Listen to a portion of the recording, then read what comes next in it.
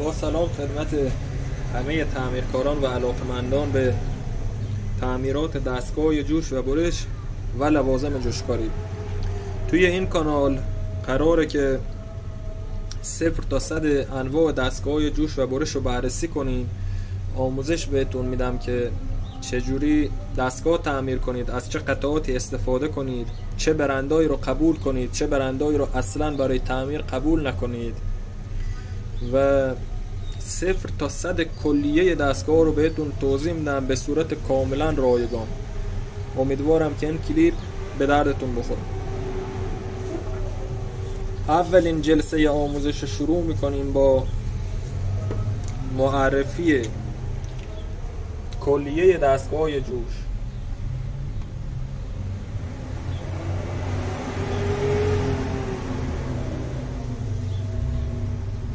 میخوایم ببینیم که آقا اصلا چند نمونه دستگاه جوش داریم، چه دستگاهی برای تعمیر مراجعه میکنه به واحد تعمیراتتون و کلا ما با چه دستگاهی سر کار داریم.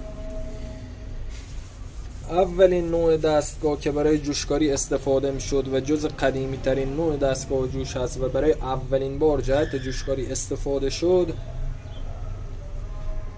ترانس بود. از ترانس جهت جوشکاری استفاده شد، یعنی ترانس جوشکاری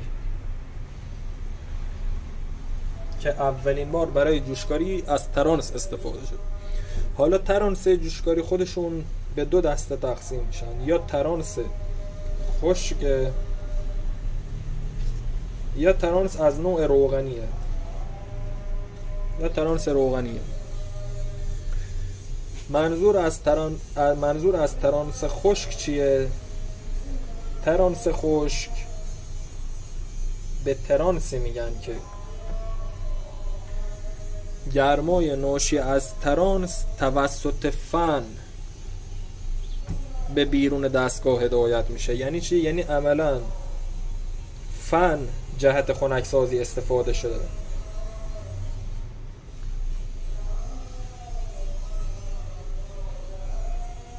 فن جهت خنکسازی استفاده شده. خیلی ساده.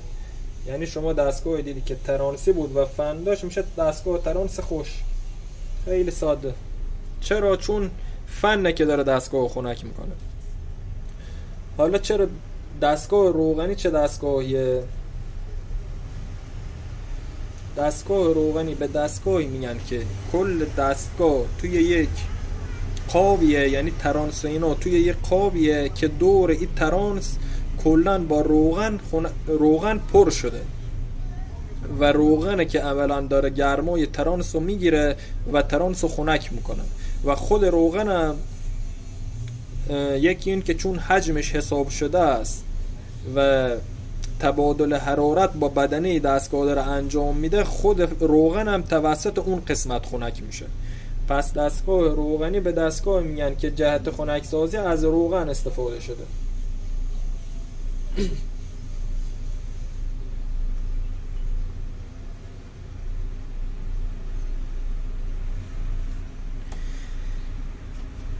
خب پس با دو نمونه بیشتر سرکار نداریم، یا دستگاه جوش ترانس خشک یا روغنی. خشک با فن داره خنک میشه، روغنی با روغن داره خنک میشه. معایب دستگاه ترانسی، اولین مشکلی که جوشکارا با دستگاه ترانسی داشتن چی بود؟ حمل و نقل بسیار مشکل. چرا؟ به دلیل وزن بالای دستگاه ترانسی وزن زیادی دارن. حالا بستگی به آمپراژ دستگاه، یا 200 یا 400 یا 500 یا 350 50 کیلو، 80 کیلو، 120 کیلو، 150 کیلو دستگاه وزن داشت. شما فرض کن مثلا این جوشکار میخواست بره طبقه سوم یه واحدی یا آپارتمانی 2 تا لولو در جوش بده، یا مثلا یا جا قفلی جوش بده، مجبور بود که آقا 110 کیلو، اصلا 50 کیلو، حالا 200 آمپرا، 60 کیلو 3 طبق ببره بالا، 3 طبق بیاره پایین. خیلی مشکل بود. دومین مشکلی که داشت برق مصرفی زیاد. حالا دستگاه رو برده طبقه سوم میخواد جوش بده، بعضی وقتا مثلا این دوتا سیمشو میزدن به پریز خونگی، باعث میشد که پریز آب کنه، بعضی وقتا دیگه آسیب بیشتر میشد و سیم تو کار اصلا ذوب میشد و خیلی دردسر داشت و مشکل بود و جوشکارایی که دیگه با تجربه شده بودن به پریز خونگی نمیزدن، یه کابل سیار بلندی داشتن، حالا هر جا که بودن کابل سیار خودشونو میکشیدن مستقیم به کنتور برق وصل میکردن، پس خیلی مشکل بود و اذیت کننده. پس اولین موردی که اشاره شد میشه دستگاه ترانس جوشکاری. این مشکل که برای جوشکار مطرح بود، اومدن گفتن باید چی کار کنیم، اومدن دستگاهی ساختن به نام اینورتر جوشکاری. اینورتر جوشکاری ابداع شد. اینورتر جوشکاری خودش باز چند دسته تقسیم میشه. کلن اینورتر جوشکاری که به واحد تعمیراتتون مراجعه میکنه جهت تعمیر، از اینایی که براتون می‌نویسم خارج نیست. یا اینورتریه که از تکنولوژی ماسفت استفاده شده، یعنی ماسفتیه، یا آی جی بی تی سه برده، یا آی جی بی تی سه برده، یا آی جی بی تی تک برده،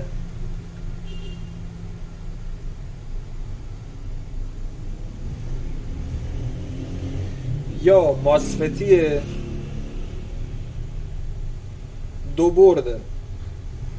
البته این مورد دو برد خیلی کمه، یا مثلا برند خاصی میزنه. حالا مثلا این موردو اگر بخواید بررسی کنید، مثلا برند جوشکاران این مدل دستگاه میزنه، برند جوشکاران همون دستگاه سه برده ولی برد پاورش اومده رو برد اینورترش سوار کرده. حالا جلوتر که بریم میفهمید که چی به چیه و صحبت داریم در مورد چی صحبت میکنیم. پس برند جوشکاران ماسفتی دو برده. بیشترین دستگاهی که مراجعه میکنه جهت تعمیر همین دستگاه هست. خوبیه که دستگاه مثلا اینورتر داره، یکی از خوبیایی که داره مصرف برق بسیار کم. همین مصرف برق بسیار کمش باعث میشه که آقا شما دو شاخ دستگاه رو به هر پریز خونگی که میخوای میزنی و کار جوشکاری تو انجام میدی و خیالت راحته که هیچ اتفاقی برای مسیر برق، پریز یا اینجور چیزا نمیفته. حالا بستگی باز به نوع و آمپراژ دستگاه، شما اگه بخوای باز کار مداوم انجام بدی به پریز برق نمیتونی بزنی. برای کار خورده کاری کوچیک راحت میزنی پریز برق کارت انجام میدی.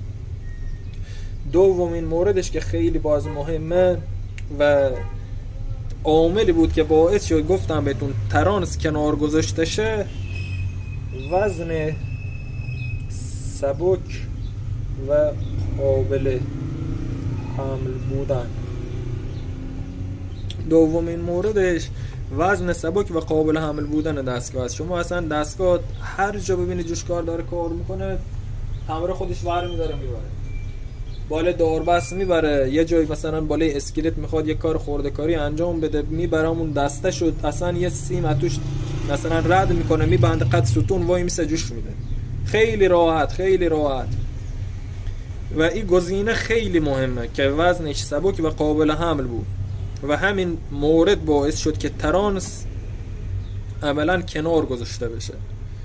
از ترانس هم استفاده میشه، نه که دیگه کلن کنار گذاشته باشه، مثلا جای ثابت بیشتر استفاده میشه، مثل در پنجره سازی ها، کارگاه‌های ساخت، جایی که نیاز نباشه مدام دستگاه به حساب جابجا کنن یا بخوان مثلا حمل و نقلش کنن، یه جای ثابتی از طرف جوش میده باشه. کارگاه‌های تراشکاری اینو استفاده میکنن از ترانس. ولی همینطور که این خوبیا داره یه معایبی هم داره. معایبش از بزرگترین معایبش از نظر من هزینه تعمیر و نگهداری. هزینه تعمیر و نگهداری، نه بذارید هزینه تعمیر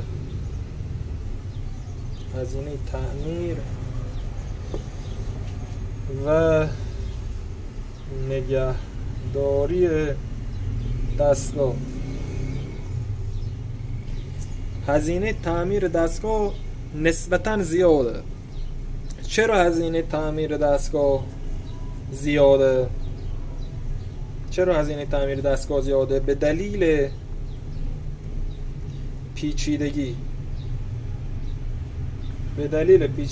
دستگاه هزینه تعمیر زیاده.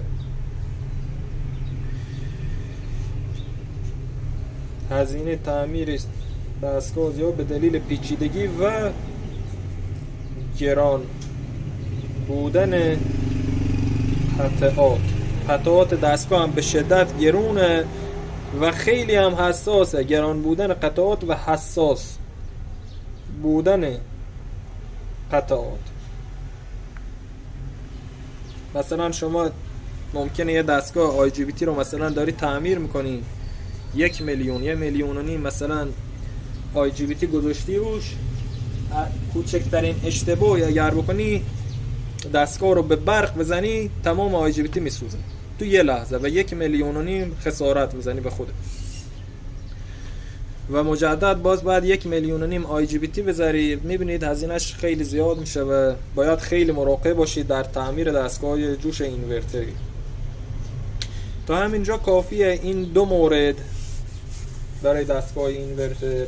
سومین مورد که باش برخورد میکنید یا سر کار دارید توی جزء دستگاه جوشکاری هست، میشه دستگاه جوش دینام. دستگاه جوش دینام هم باز 2 نمونه است: دینام کارگاهی و دینام سیار. دینام کارگاهی اگه خیلی ساده بخوام توضیح بدیم و قابل فهم برای همه باشه، خیلی ساده و یعنی دیگه ساده یه موتوریه که با برق سه‌فاز شهر 380 ولت برق شهر به یه ژنراتوری کوپله شده. با حرکت این موتور این ژنراتور به گردش در میاد و از این سمت عملیات جوشکاری فراهم میکنه برای جوشکار. یه ولومی هم این قسمت داره که آمپر مورد نیازش، حالا بستگی به تغییر این دسته میتونید آمپر مورد نیازش کم و زیاد کنید. این میشه دینام کارگاهی. به این شکل خیلی ساده به این شکل داره کار میکنه. دینام سیاره قسمت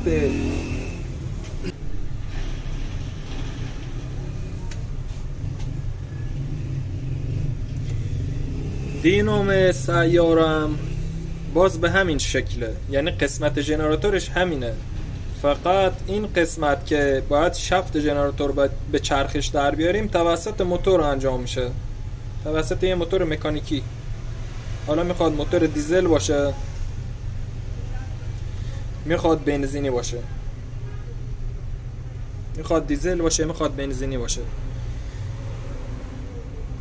موتور حرکت به چرخش میکنه، ژنراتور میچرخه، از اون طرف خروجی برای جوشکار فراهم میشه و عملیات جوشکاریش انجام میده.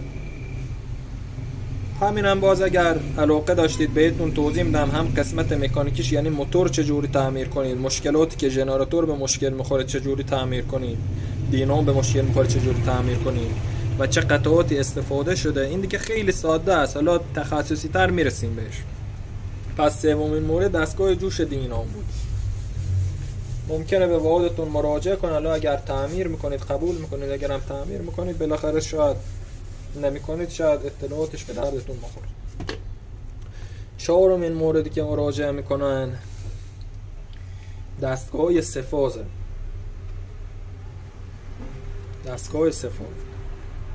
دستگاه سه‌فاز چند نمونه هستن. یکی ترانس سه‌فاز، یکی رکتیفایر،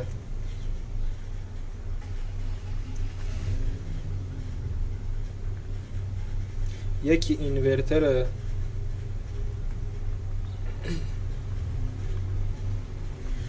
یکی هم اینورتر سه فاز. این سه مورد هم جز دستگاه سه فاز هستن: سه فاز اینورتر، سه فاز ترانس و رکتیفایر سه فاز. ترانس سه فاز هم بهتون توضیح میدم، رکتیفایر هم با ریز جزئیات بهتون توضیح میدم، اینورتر سه فاز هم با ریز جزئیات بهتون همش توضیح میدم که چجوری تعمیر کنید و چجوری دستگاه رو اندازی کنید. بعضی مدل با برق تک فاز همش رو بهتون توضیح میدم. فعلا در همین حد بدونید کافیه. باز پنجمین مورد که جز دستگاه جوش هست و مراجعه میشه به واحد خدمات تعمیرات ها، دستگاه جوش های تخصصی. دستگاه جوش های تخصصی 5 تخصصی ترین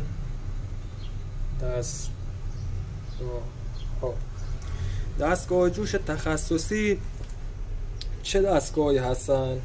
مثلا مثل دستگاه AC DC یا دستگاه جوش CO2 یا مثلا برش پلاسما. این دستگاه خیلی دستگاه تخصصی هستن. کسی اگر بتونه اینا رو تعمیر کنه خیلی درآمد خوبی داره و یه جورایی اگه کسی تعمیر کنه این دستگاه واقعا دستمریزات داره. دستگاه بسیار پیچیده هستن. برش پلاسما، CO2، ACDC. حالا CO2 و ACDC اینا یه شباهتایی به هم داره، حالا به موقعش بهتون توضیح میدم، ولی پیچیده تر از اون دستگاه هستن و کسی که تعمیر کنه خیلی درآمد خوبی داره و نیاز به دانش بالایی هم داره. و کلا باید دیگه به قول معروف این کاره باشه که بتونی تعمیر کنی و نیاز به دانش خیلی بالایی داره، علم بالایی میخواد داشته باشی جهت تعمیر.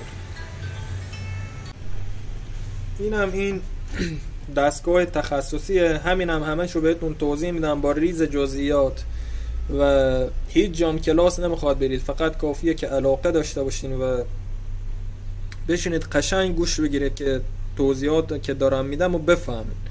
هیچ جام کلاس نمیخواد برین، هیچ هزینه‌ای هم نمیخواد بکنید. من رایگان تمام اطلاعات دستگاه جوشو براتون پرده برداری میکنم.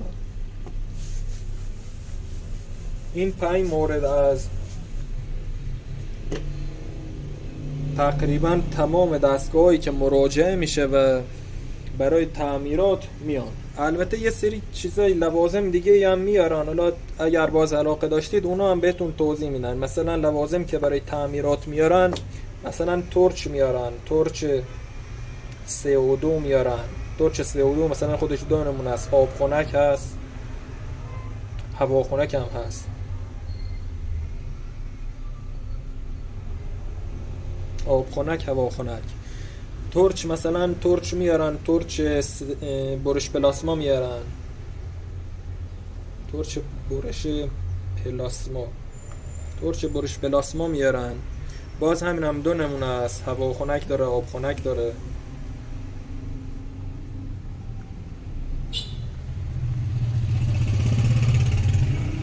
دیگه مثلا مانومتر میارن، سری برش میارن. دیگه جز لوازم ابزار برقی پروفیل بر میارن. پروفیل بر این تکفازه، مثلا پروفیل بر تکفاز میارن. پروفیل بر هست، پروفیل بر سفاس یا اره آتشی بهش میگن، دیسک آتشی، حالا هر شهر یه اسمی داره، یا مثلا اره آتشی. معمولا اره آتشی من میرم داخل محیط کارشون، حالا مشکل داشته باشه براشون رفع میکنن که سفاز هم هست. این لوازم هم میارن، حالا به موقعش همش رو براتون توضیح میدم، تو ذهنتون داشته باشین، اگر علاقه داشتین بگین براتون آموزششو میذارم. فعلا همین تا همینجا کفایت میکنه، همین اطلاعات داشته باشین و جلسه بعد اولین یعنی دومین جلسه میخوایم در مورد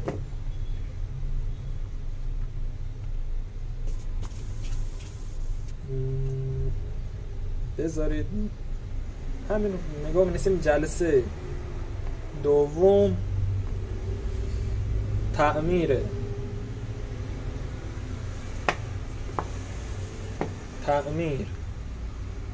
و توضیحات از دستگاه ترانسی شروع میکنیم طبق چیزی که از اول شروع کردیم. تعمیر و توضیحات دستگاه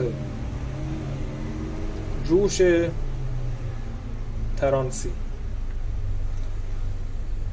کلیه دستگاه جوش ترانسی رو میخوایم با هم دیگه بررسی کنیم. سیمپیچی ها به چه شکله و سربندی به چه شکله، چطوری رو کلید نصب کنیم، تک فاز باشه، دو فاز باشه، سلکتوری باشه، چه برندهای خوبه، چه برندهای تو بازار هست. تمام اینا رو توی جلسه دوم بهتون آموزش میدم. فعلا بدرود.